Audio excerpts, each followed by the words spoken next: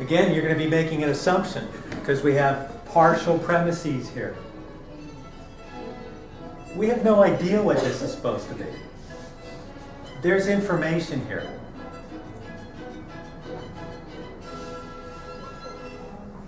You have a horseshoe whose consequent is y. Make that assumption.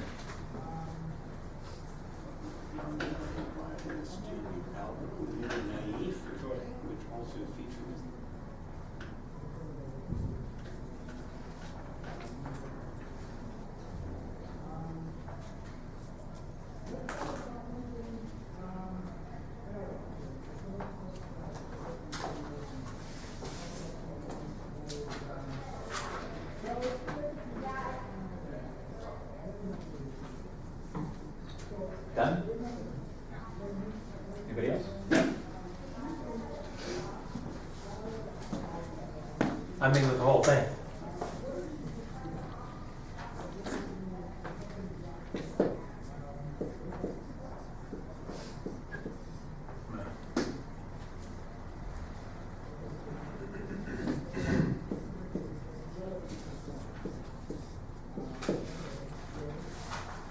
On that assumption, we take out the variable in the second premise and substitute w wedge x.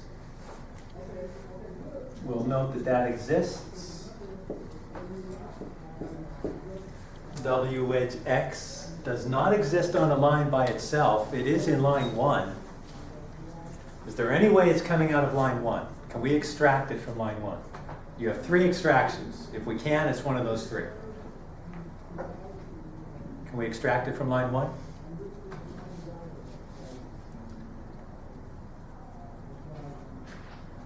You need to determine that. Let me know when you've determined it. Yes or no?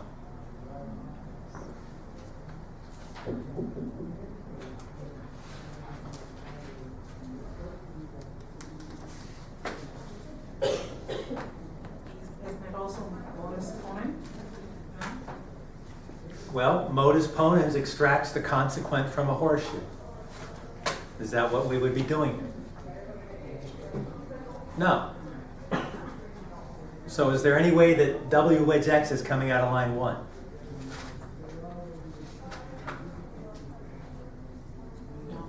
No.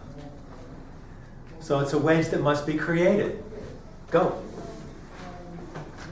Do ways to create a wedge. Blah, blah, blah.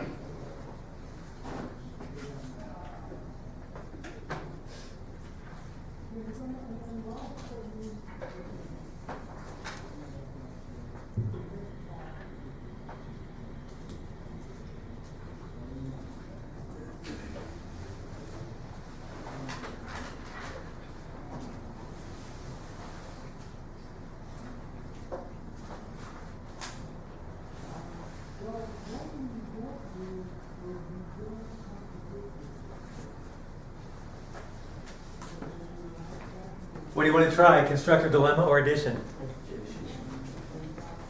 Good choice.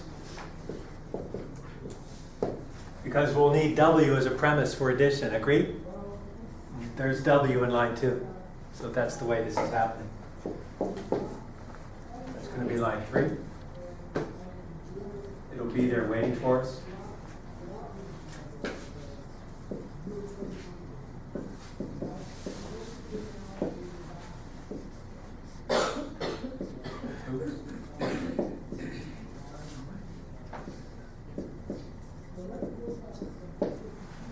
All right, one more, then we'll take a break, and then we're going to knock out all those 3-step proofs tonight.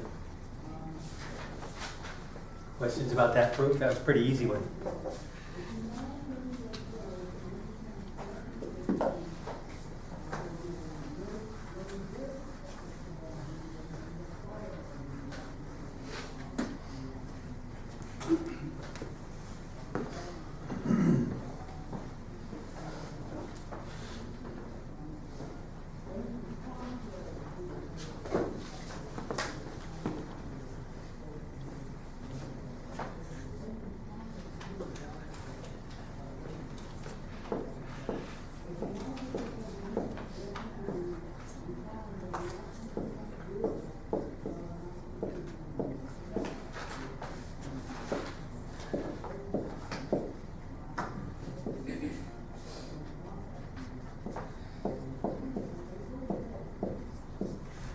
Is that first premise the premise of constructive dilemma? No.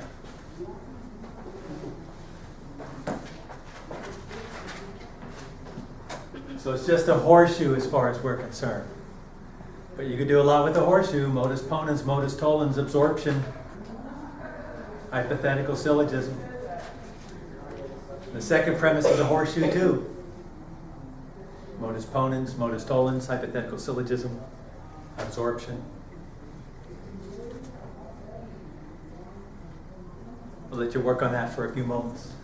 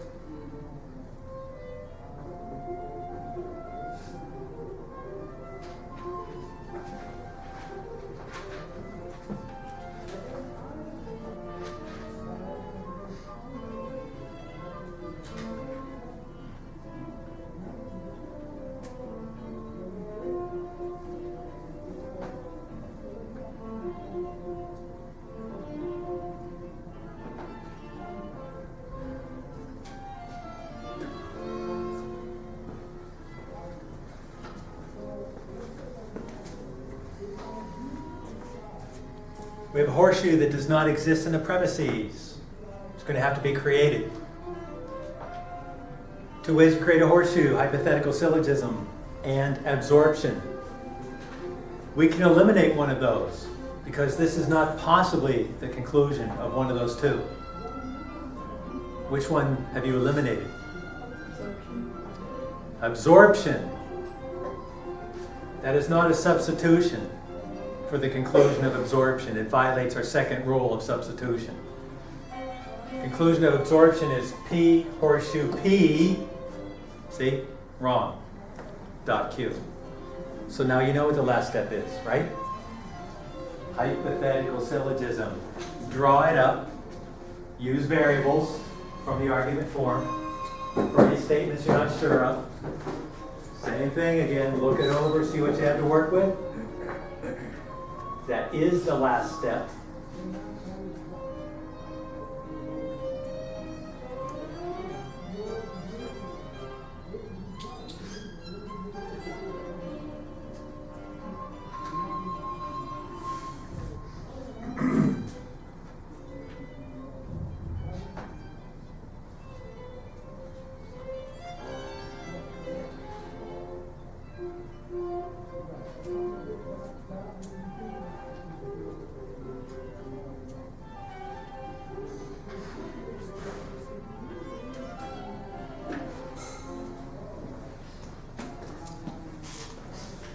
So you should have drawn up this.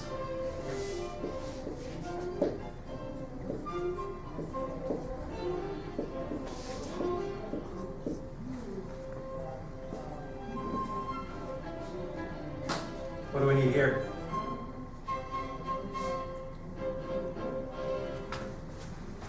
Z. What do we need here?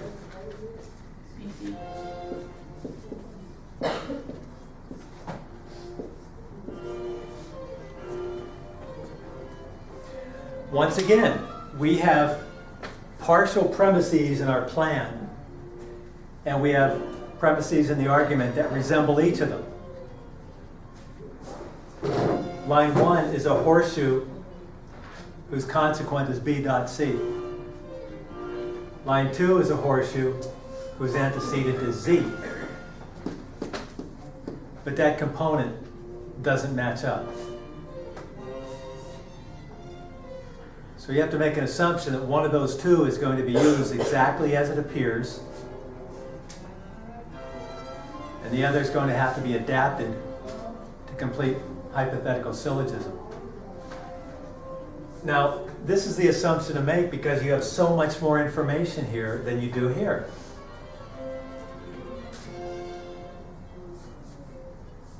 You understand what I mean? I mean, There's just more statements there.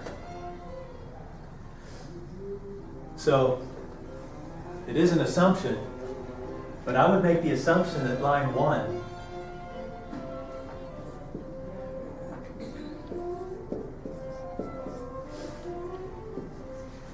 is that second premise of hypothetical syllogism.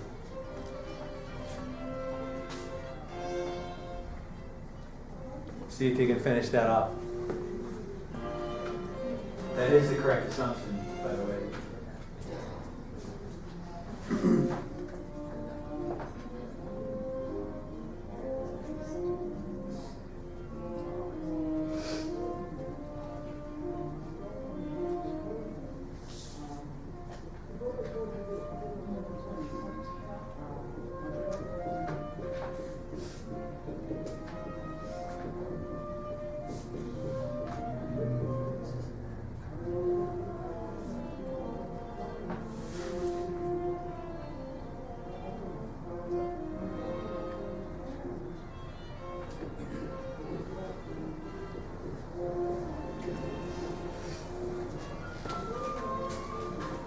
Okay, on that assumption, we take out that variable, put in this case, z dot a.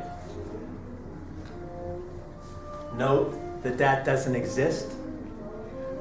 We've got to obtain it somehow. It's a horseshoe that does not exist. Again, two ways to create a horseshoe: hypothetical syllogism and absorption. There's no restrictions on what the conclusion of hypothetical syllogism can look like. It could be any horseshoe. But there are restrictions on what the conclusion of absorption must look like. And since that one would count as a conclusion of absorption, I would assume that that's what's going to happen.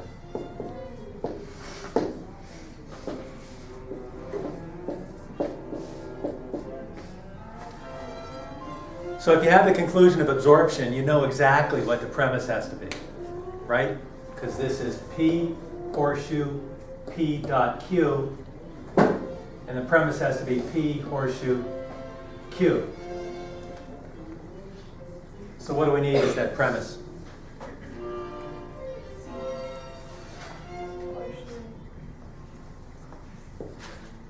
Do we have it over here ready to go? Then that's what's happening. This is going to be line 3. It'll exist when we get around to using it, and that's our proof.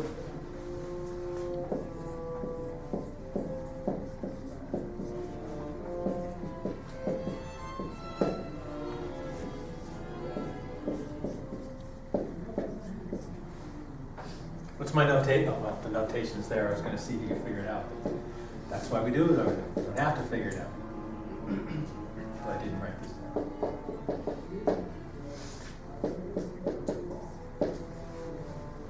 Questions about that proof?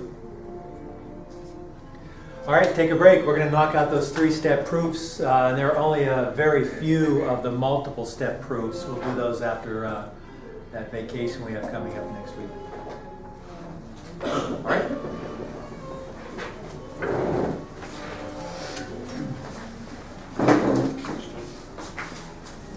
Nice.